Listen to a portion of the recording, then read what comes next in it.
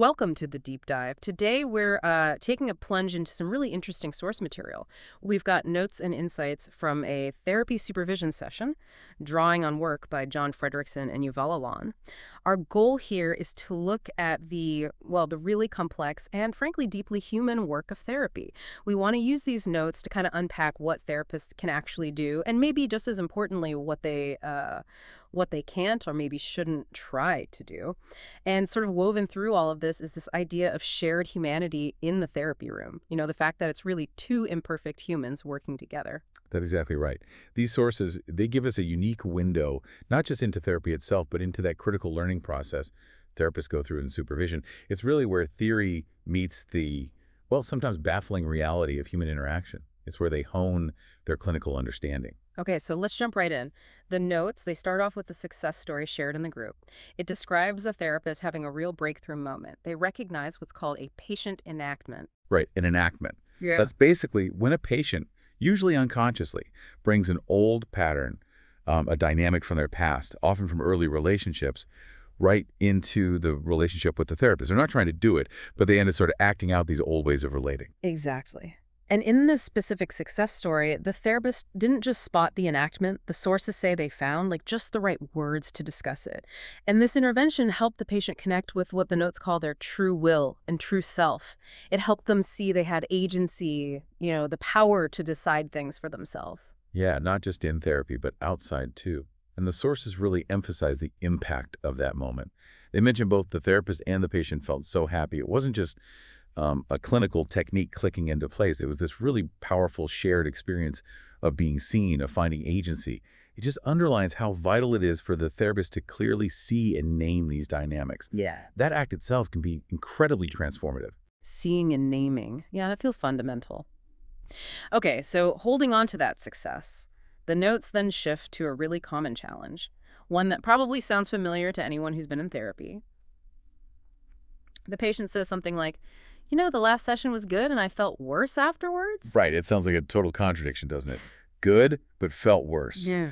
The sources are really clear here. The therapist's job is to listen to and kind of hold both parts of that statement. Don't dismiss either side. Okay, so not picking one. No. The key is helping the patient become aware of and really feel the conflict between the good session experience and those negative feelings that came up later. Because often, those later feelings, the feeling worse part, that's the stuff the patient usually ignores or pushes away. Yeah. Helping them stay with that tension, that conflict, that's where the real work happens. Ah, I see. So you're not just validating the positive or focusing only on the negative. You're helping them hold the whole kind of messy reality of it. Okay. Now, this is where the supervision notes really dig in, getting to the core of that two humans in the room idea we mentioned. They focus on therapist enactments. This is where the focus shifts back onto the therapist's own internal world, which is fascinating. The sources say very directly how human it is for therapists to get caught up in these enactments too, right alongside their patients. Absolutely. And here's a really crucial insight from the material. These therapist enactments often come from the therapist's own history, their past experiences, their own attachment figures.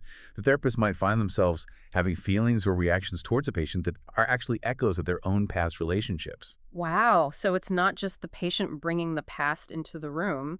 The therapist is vulnerable to it too. Exactly.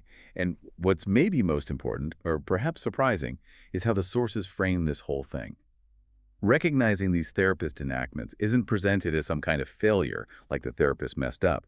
Instead, it's talked about really compassionately. It's seen as a vital part of the therapist's own healing journey, and also key to developing deeper clinical understanding. As therapists learn to recognize their own reactions, their own patterns showing up in the room, they're actually furthering their personal growth. That really does change the perspective, doesn't it? It makes the therapist feel much more, relatable, less like some perfect, detached observer, more like a fellow traveler whose own stuff is also part of the mix. But practically, how does a therapist even notice their own enactment when they're right in the middle of it, feeling maybe frustrated or triggered by a patient? That sounds really hard. Oh, it is challenging, no doubt. And that's exactly why supervision is so essential. The sources strongly imply that bringing those tough moments, the times they feel stuck or intensely irritated or just thrown off, bringing that to supervision is how they learn to see these patterns in themselves.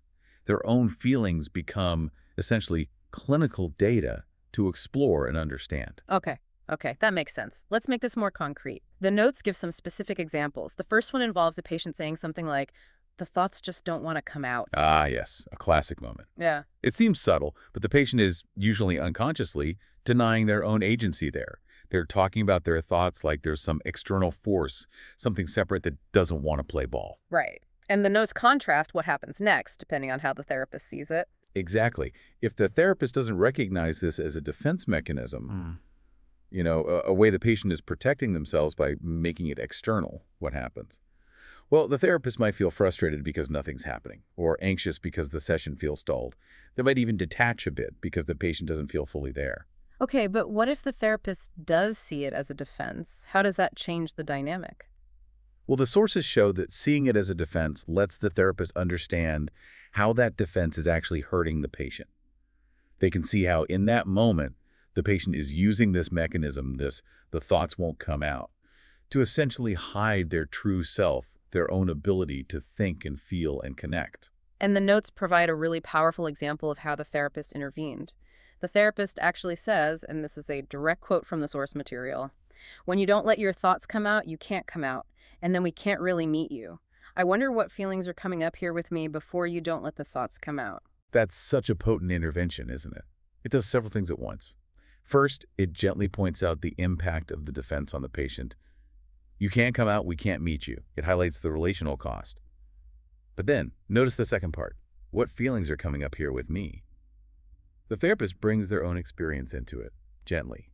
It's not about making it about the therapist, but using their own reaction as a signal, bringing that shared human experience right into the interaction, but in a contained, clinical way. And that links directly to something else the sources really stress, that deep down, the patient always wants to heal. That phrase, the thoughts don't want to come out, it's a defense against their own underlying wish to share, to connect, to get help. When they use that defense, they're literally blocking the very thing they came for. Precisely. So the therapist, by seeing the defense clearly, can gently speak to that underlying wish, the part that wants to heal. They're not just confronting resistance, they're addressing the internal conflict, the desire to heal versus the fear or habit of hiding. And this process, it helps heal both sides. The patient starts to see how they hide, and the therapist learns to see the person behind the defense instead of just feeling frustrated or shut out. It really reinforces that idea of two humans navigating this messy process. The therapist seeing more clearly helps the patient emerge. That's a really profound way to think about it, seeing the defense as where the person is hiding, not just as a roadblock. Okay, let's look at the second clinical example from the notes. This one's about a patient who kept jumping between issues, topic to topic, never really landing on one thing. And the therapist in this case reported feeling understandably frustrated by this. Oh yeah, that's incredibly common. And the therapist's natural urge might be to step in, right? To try and create order, say, okay, wait, which one should we focus on today? The impulse is often for the therapist to try and, solve the patient's lack of focus for them. Right, to take control. Exactly. But the approach described in these sources is actually quite different. And here's the key. Instead of the therapist taking the wheel, the goal is to help the patient actually experience their own internal conflict about choosing a problem to work on. So you make their struggle to focus the focus. You bring that internal conflict out into the open. You got it. You bring the internal conflict right into the therapeutic space. The sources give us a snippet of dialogue that shows this really well. The patient says, I don't know what to focus on. Okay, typical starting point for this dynamic and the therapist's first response. Super simple. Okay, take your time. Just creating space, no pressure. But then the patient reveals the internal pressure they feel. But I know it's wrong not to focus on a specific problem. Bingo. There it is. The patient's own conflict, their own anxiety about doing therapy right or needing a clear issue. And notice, instead of agreeing or suggesting something, the therapist just hands the agency right back very directly. It's up to you. You can have a specific problem and you can get help. And you can have no specific problem and you won't get specific help. Wow, that is direct. It lays out the reality, the cause and effect, but puts the choice entirely on the patient's shoulders. Yes. It's clear about what therapy realistically offers. Focused help usually requires a focused problem, but it's not blaming or punitive. It's just factual. The patient then says, understandably, I don't know what is best. Still wrestling with it, still feeling the conflict. Exactly. Yeah. And the therapist's final line in this little exchange just reinforces the patient's ownership of that struggle. I understand. Take your time so you will know what is best for you. Okay. And the insight from the sources here was that this approach helps the patient truly feel their conflict. That urge to be specific, to focus so they can get help, it starts to rise within them. It's not just the therapist feeling frustrated about the lack of focus anymore. And the notes actually mentioned, didn't they, that this particular patient was likely jumping topics to avoid some really difficult feelings about her son's temper tantrums. That's right. That was the underlying issue she wasn't quite ready to face directly. So by sitting with the conflict about what to focus on, she was, in a way, indirectly engaging with the very difficulty she was trying to sidestep. It respects the defense, the jumping around, while still gently pointing towards the possibility of deeper work, but only when she's ready to bring it forward. So, bringing these examples together, it really feels like these supervision notes are pointing towards a very specific therapist stance. Not the detached expert fixing someone broken, but more like one human working alongside another, engaging with their internal world defenses, conflicts, the whole bit, while also staying aware of their own human reactions in the process. Absolutely. These examples really crystallize what the sources suggest therapists can do effectively, and, just as importantly, what they maybe can't or shouldn't try to force. So, according to these notes, therapists can learn to recognize enactments both in the patient and, crucially, in themselves. They can use their own reactions compassionately as valuable clinical information. They can learn to speak to that underlying wish for healing in the patient, even when the defenses seem strong. And they can definitely tolerate and help the patient sit with their own internal conflicts rather than feeling they have to jump in and resolve things for them. Right. And what falls into that can't or shouldn't try category based on these insights? Well, they generally can't effectively, drive the whole process by imposing their own agenda or pushing the patient faster or further than they're ready to go. That tends to backfire. They shouldn't avoid noticing or reflecting on their own enactments, their own strong feelings that get stirred up. That's missed data. And they shouldn't fail to see defenses like the denying agency example or the topic jumping. They shouldn't fail to see those as valuable signals about the patient's inner world. They're things to be worked with, not just obstacles to somehow bulldoze through. This deep dive into these supervision notes, wow, it's been really illuminating. It pulls back the curtain on just how nuanced therapy is. It highlights seeing dynamics clearly, understanding the therapist's own, very human, place in it all, and the real power in, well, letting the patient grapple with their own stuff. Yes, exactly.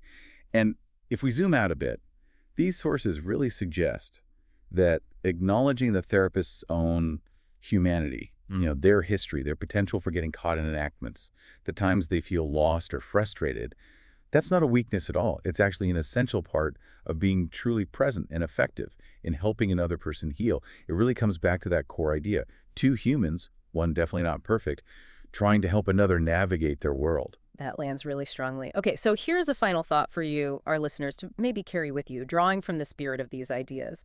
Think about how often, maybe in any close relationship in your own life, not just therapy, allowing the other person the space, the time, to just sit with their own internal conflict, their own uncertainty, allowing them to find their own way forward might actually be far more empowering, more transformative for them, and maybe for the relationship itself, than our instinct to rush in and try to solve it for them. Something to chew on.